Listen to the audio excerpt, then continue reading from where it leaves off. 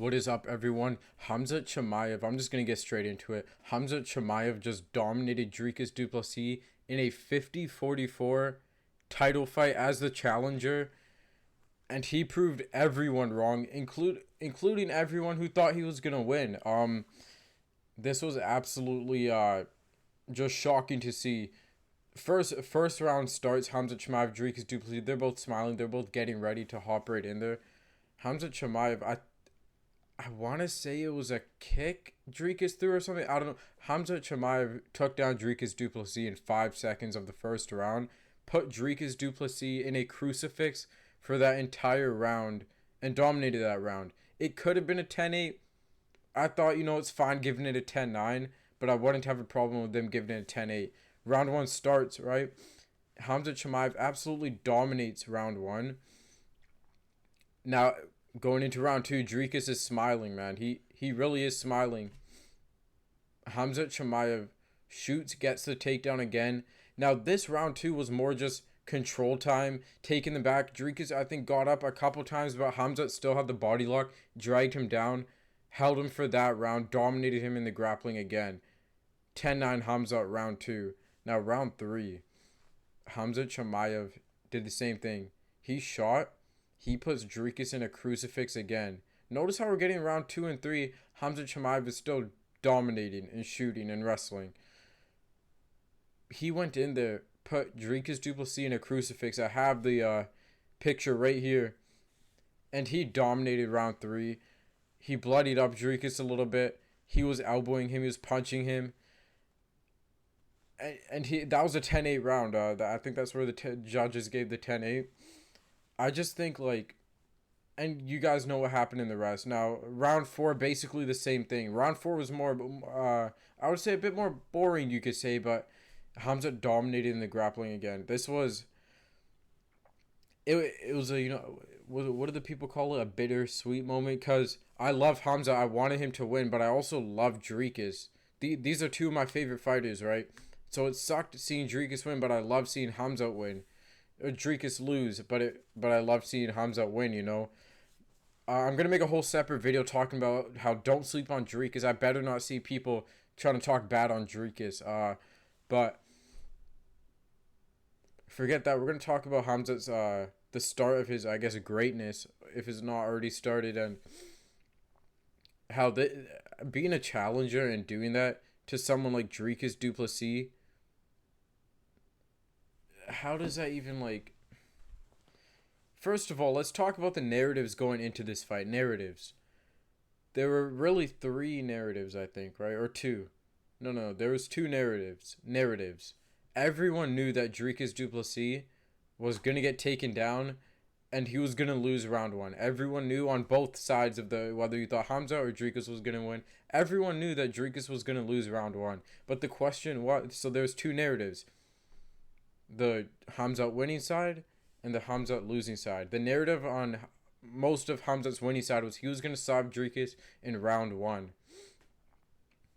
And then the narrative on Dricus' side was Dricus is going to go in there. He's going to get taken down, but he's not going to get finished in round 1. And he's slowly going to take over the fight and dominate as the fight goes on and TKO Khamzat in the later rounds. But that did not happen. Khamzat proved you guys all wrong. I said, go watch my video back. I predicted a Khamzat round 1 Darce choke. I did predict that, but I also said in the video, do not be surprised if Khamzat could win a decision. Now, I did not say he would win a decision in this dominating fashion, but I did say he could win a decision. Do not be surprised if he does. But I was surprised that he won a decision 5-0ing Dricus, getting a 10-8 round in there, 10 or maybe 2 10-8 rounds in there. Dricus had no moments of success except at the end of the 5th round. Dricus actually, they got up and Dricus kind of turned around. I think Khamzat maybe slipped and Dricus took down Khamzat. I don't know if they counted it as a takedown. I'm not really too sure. But they got into some sort of scramble where they stood up, where they were both still clinching with each other, and Dricus ended up on top of Khamzat. I think he tried a guillotine choke. He tried something. Khamzat was able to reverse the position. Dricus tried a guillotine. He tried. But Khamzat got back on top. And then with about 30 seconds left, Dricus takes Dricus reverses the position on Khamzat, that ends up taking Khamzat's back and getting a choke in for about 2 seconds, where we're like, whoa, Dricus could win this. But no, Khamzat was able to escape. But that was tough. Dricus actually almost caught Khamzat slipping there, but Khamzat ended up winning the fight. Dricus ended the fight on top of Khamzat, which was good to see on Dricus's end, even though he lost all 5 rounds. It was good to see that, hey, he didn't get gassed. He simply got outskilled. He got outworked and outskilled. Khamzat was a better man that night. Dricus wasn't salty. He didn't give any excuses. Khamzat was straight up just better. Um, Khamzat's cardio, the narrative, hey, he has no cardio. I was telling you guys, it's different now. And the last time we saw Khamzat with bad cardio, right, was that Usman fight. That was 2 years ago, almost 2 years ago, right? And you can't count on something from almost 2 years ago when we've only seen Khamzat improve from there. I know he was only one fight out of the Usman fight. The Whitaker fight didn't go far, but who's to say he wouldn't have done the same thing to Whitaker? I think he would have done the same thing to Whitaker. If you look at that fight, well, I'm not going to talk about that fight much, but I think he would have done the same thing to Whitaker he did to Dricus. Maybe not, but this showed a lot of skill in Khamzat. It wasn't really his strength that won this, it was his skill. To be able to get into that crucifix position is very hard. And then to be able to keep it for 5 rounds, like for 3, he had that crucifix the whole time in 3 rounds. He had 21 minutes of control time in a 25-minute fight. I think even more, maybe 22 minutes. I remember I saw the exact number. I can't remember, but it was around there, 22, 23 minutes of control time for Khamzat Chimaev in a 25-minute fight. First of all, we've never seen this before from a challenger to do this to the champion. We saw Chael Sonnen do it to Anderson Silva, but Anderson Silva beat him at the end. Chael Sonnen got caught slipping, lost to Anderson Silva. We saw it, but never like this, man. Even in that fight, it was still competitive. Like, what is Khamzat gonna do from here? Obviously, he has to defend against the winner of Kyle Baralho, and Nasruddin Imavov. I believe Nasruddin Imavov will win that, and it's gonna be Khamzat versus Imavov. Now, I'm a huge Khamzat fan, and I want to tell you other Khamzat fans, do not think that this middleweight division is just gonna be light for Khamzat. There are 2 guys I'm nervous about for Khamzat fighting. Coming up next, and that is Reinier de Ridder, RDR, and Nasruddin Imavov. Those are 2 guys, and I'm mostly worried for the Reinier de Ridder fight. Now here's the thing, Khamzat might not have to fight Reinier de Ridder, and I'll tell you why in a sec, but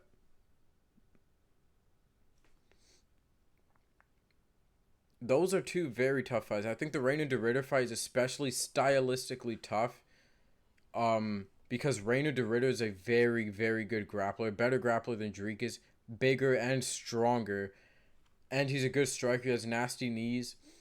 That is a very stylistically tough matchup for Khamzat.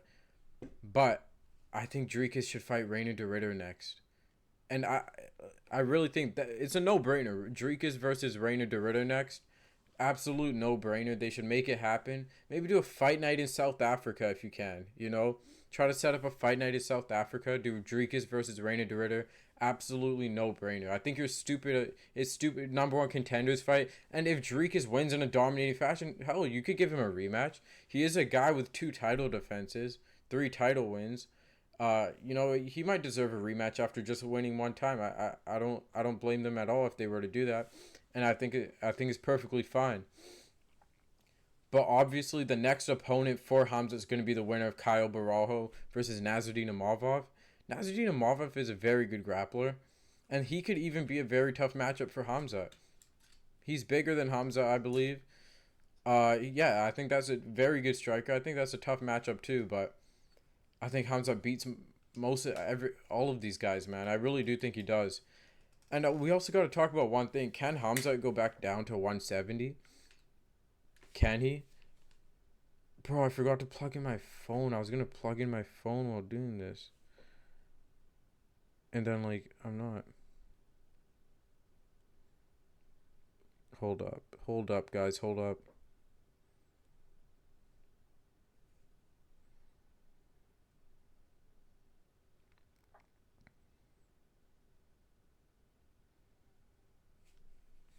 Sorry about that. I'll edit all that out. My bad. I'll edit all that out.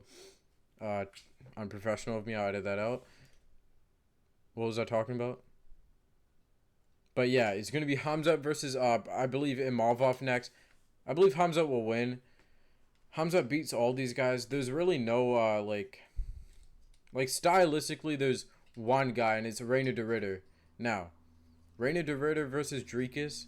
I believe Dricus can win that, and giving him a title shot after that win, you might have nothing else to do. Because let's look at the future. Let's look into the future a year from now, right? Khamzat Chimaev, he beats the winner of Kyle Barajo versus Nasruddin Imavov, which will probably be Imavov, I believe. He beats Nasruddin Imavov, and now Khamzat has to defend again. In the meantime, Reina de Ritter versus Dricus du Plessis happened. That is also a number one contenders fight. And if Reina de Ritter beats Dricus, no brainer do Reina de Ritter versus Khamzat. Dricus beats Reina de Ritter, which I believe he can. I believe he very well can. I mean, I believe he will. You do Dricus versus Khamzat rematch. Why not? I mean, why not? Really, why not? There would be nothing else to do at that time. Now, let's talk. Oh, Khamzat at 170. Can he go back down to 170? Guys, he just might be able to. Khamzat Chimaev weighed in at 183 on the scale, which surprised a lot of people, and he did it fairly easily. He could have been proving a point. Maybe he cut an extra 2 pounds just to prove a point that say, hey, I can go back down to 170. And him working with Sam Calavita has helped him a lot with his weight cut, with his cardio. His absolutely amazing cardio tonight. That was crazy. He proved all you guys wrong. He grappled for 5 rounds straight and still looked fresh at the end. Like he really did. He out-cardioed Dricus, which was very impressive. Well, he didn't out-cardio him, but he out-skilled Dricus. But we have Khamzat with cardio, which is just... It's very dangerous. Because we know Khamzat's the best grappler in this division. RDR is the closest thing maybe to him, but he's not Khamzat. So even if Khamzat versus RDR, which I believe RDR is a very tough matchup for Khamzat, it's like Khamzat can hold on to you, man. And you know, I saw first of all Mark I just mumbled my words there. Almost had a stroke. A lot of the fans are booing Chicago fans. You didn't Guys, what did you expect, man? It could have been a fight like that. You guys had to expect that. You guys are cheering Khamzat, now you're booing him. Guys are retards. It wasn't a boring fight. Actually, it was pretty entertaining. There were some boring moments, but so what? Whatever, right? You got to look at it stylistically that it could have been a fight like that. Now, what was I gonna say?